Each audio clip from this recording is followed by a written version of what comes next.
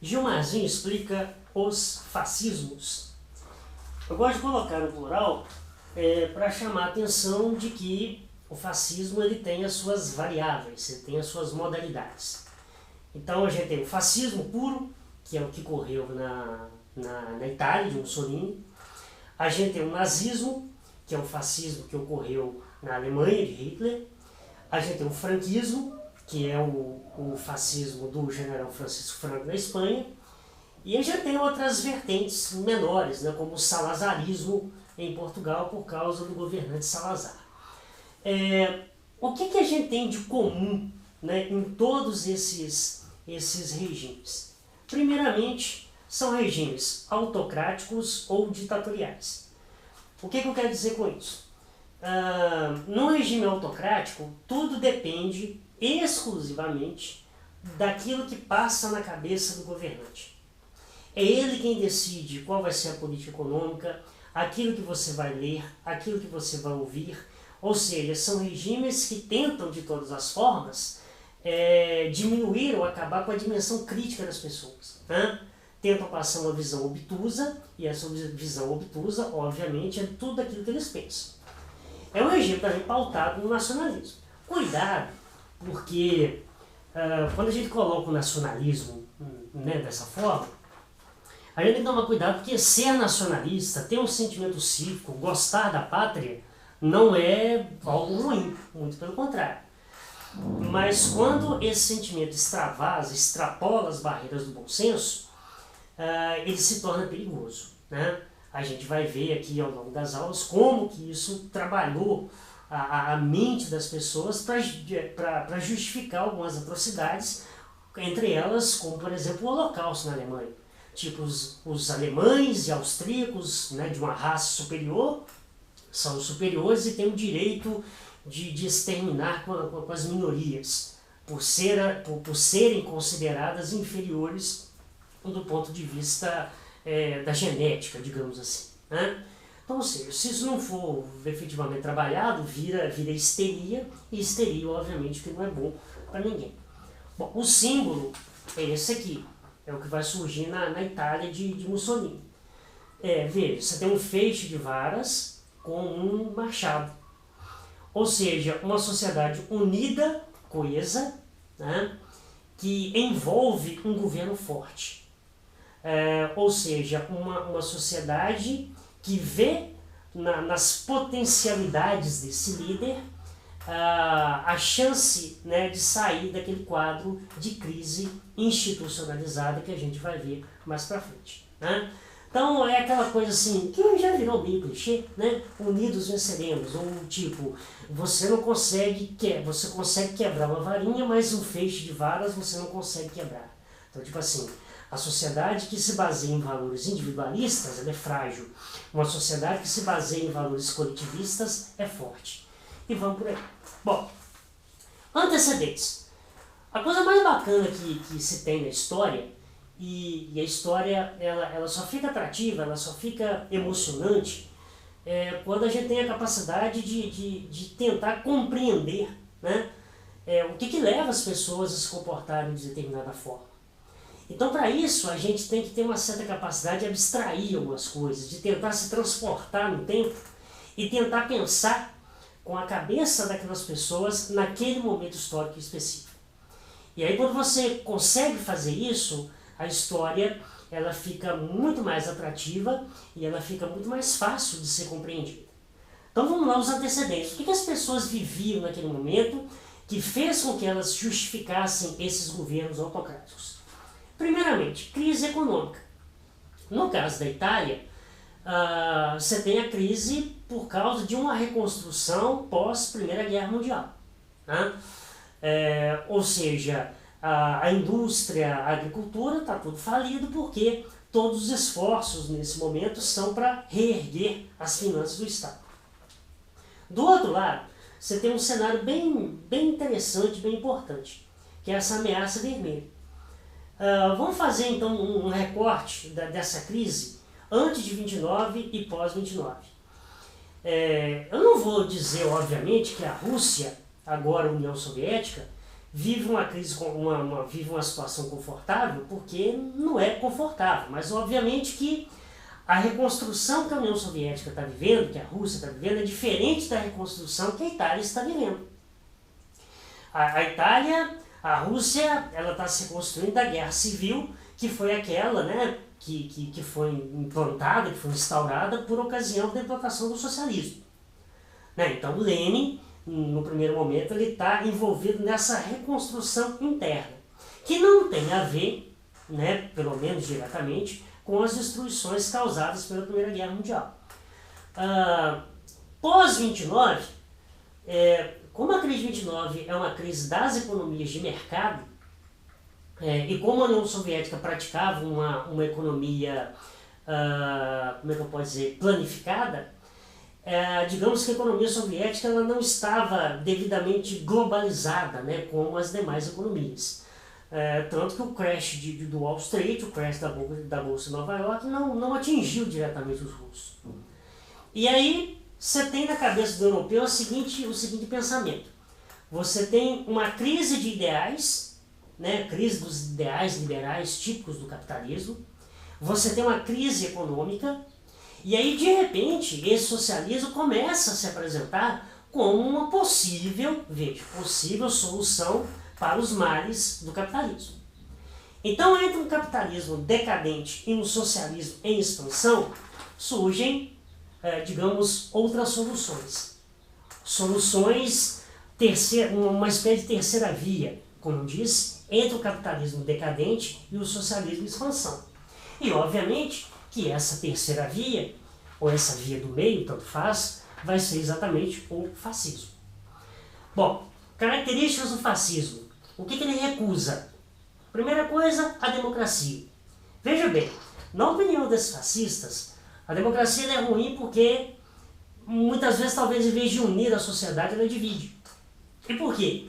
Porque se numa disputa fica 51 a 49, 51% contra 49%, há uma distância muito pequena entre pessoas que estão satisfeitas e pessoas que estão muito insatisfeitas.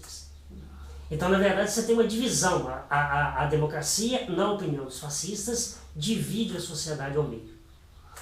Então, os fascistas vão, através da força, impor, digamos, aquilo que eles acreditam que é melhor para todos. Tá? Bom, outra questão, o individualismo.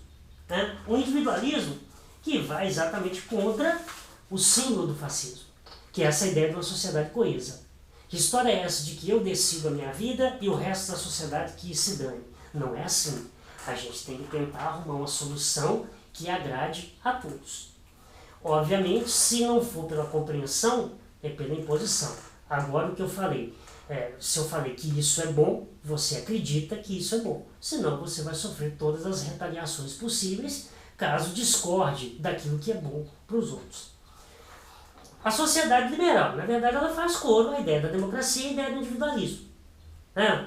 O socialismo liberal ele estava decadente. Então, a gente precisa arrumar, digamos, um outro modelo que seja capaz de suprir as necessidades imediatas das pessoas.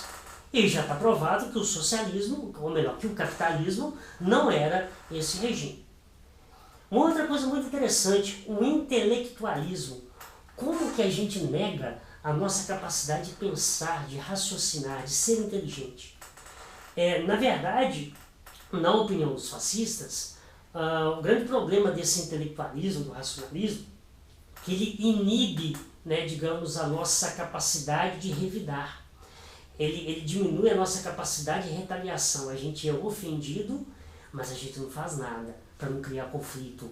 Ou porque de repente tem um tratado, um pedaço de papel, onde as pessoas concordam com um monte de coisa, assine, e esse tratado nos impede efetivamente de fazer determinadas coisas. Né? Talvez seja aquela ideia, né, do que o Hitler tinha em relação ao Tratado de Versalhes. Né? O Tratado de Versalhes impedia a Alemanha de fazer um monte de coisa. Então você quer fazer alguma coisa útil para o seu povo, você quer efetivamente tirar o seu povo da miséria, mas você não pode porque você tem uma série de compromissos, de indenizações, né, de compensações que foram ratificadas em um pedaço de papel. né? Obviamente que isso é a cabeça, é a visão, né, dos governantes fascistas daquela época. A outra questão, o marxismo. Existe muita controvérsia sobre isso, existe muita mentira, ou não diria mentira. Não acho que as pessoas que fazem essa confusão façam por maldade, talvez por desconhecimento, né?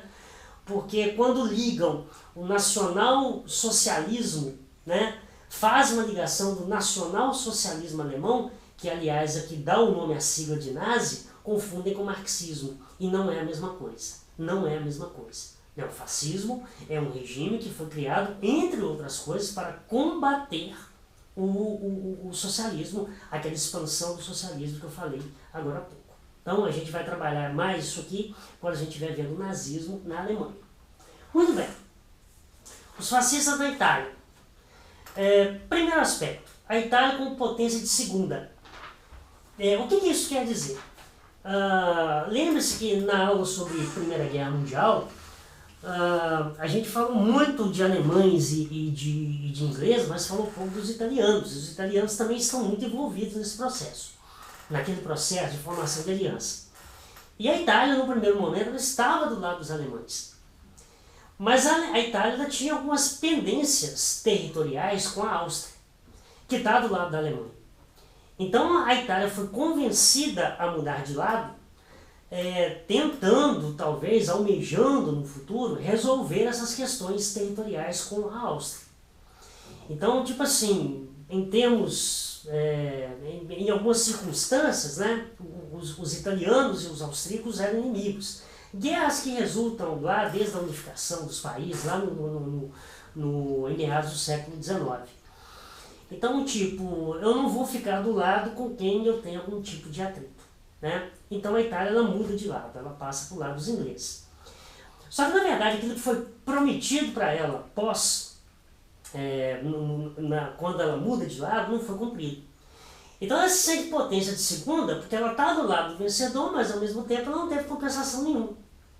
Então ela se sente de certa forma um tanto quanto traída, ou se não se sente traída, inconformada com essa situação de ser uma potência de segunda classe. Muito bem. Crise econômica, como eu já falei, a questão da reconstrução, né, pós-Primeira Guerra Mundial, e o medo do socialismo. É interessante que no momento que os partidos de direita se enfraqueciam por causa de todo o contexto econômico e social do pós-guerra, os partidos socialistas eles ganhavam força. E aí crescia também o medo da burguesia, exatamente de perderem as suas propriedades, a sua riqueza, enfim, né, de terem a sua propriedade privada expropriada por um Estado socialista. Então, eu prefiro perder a minha liberdade do que perder a minha propriedade. É o raciocínio mais ou menos simplista que vai dominar a cabeça das pessoas naquele momento. Muito bem. Mussolini, Benito Mussolini, é o líder dos fascistas italianos. Mussolini nasceu numa pequena cidade no interior da Itália, e, como eu disse, diante de todo aquele contexto político, econômico, né, viu no fascismo a possibilidade de tirar a Alemanha, ou melhor, a Itália, daquela crise. Né? Ele tinha os seus partidários, os camisas negras, que não eram apenas partidários, eram pessoas que usavam da violência, né, para combater socialistas, sindicalistas. Essa é a marca do fascismo. Né? Se ele é antidemocrático, então ele apela sempre para a violência, para atingir os seus objetivos. Bom, a Itália era uma monarquia, né, governada pelo rei Vítor Emanuel, e o Mussolini ele dá uma grande manifestação de poder quando ele realiza a chamada Marcha sobre Roma, que foi uma grande manifestação dos fascistas italianos que exigiam, né, uma participação no governo, no reinado do governo do rei Vítor Emanuel. O rei Vítor Emanuel, a gente não sabe se por pura ingenuidade ou sei lá qualquer outra coisa, né, a astúcia com certeza não foi, né? Chama o Mussolini para ser uma espécie de primeiro-ministro. E achando que, tipo, colocando o Mussolini do meu lado, eu vou impedir, né, que ele faça bagunça. É igual quando a gente está dando aula e tem aquele menino mais ou menos bagunceiro que você põe ele na carteira da frente achando que ele vai parar de fazer bagunça só porque ele está sentado na carteira da frente. Pode ser que sim, pode ser que não. Na maioria das vezes não. Como Mussolini foi não. Né? No momento que ele atinge esse patamar de liderança, ele auto se declara o Duce, o líder. Né? E aí, digamos, diante da repressão promovida pelos camisas negras, ele praticamente sequestra o governo. Né? Então, esse episódio da marcha sobre Roma é um momento que os fascistas efetivamente dão uma prova de força e efetivamente chegam ao poder na Itália. Né? A gente vai falar do nazismo na próxima aula, para a aula não ficar muito grande e você não se cansar vendo o vídeo, porque às vezes também é cansativo. Na próxima aula a gente continua.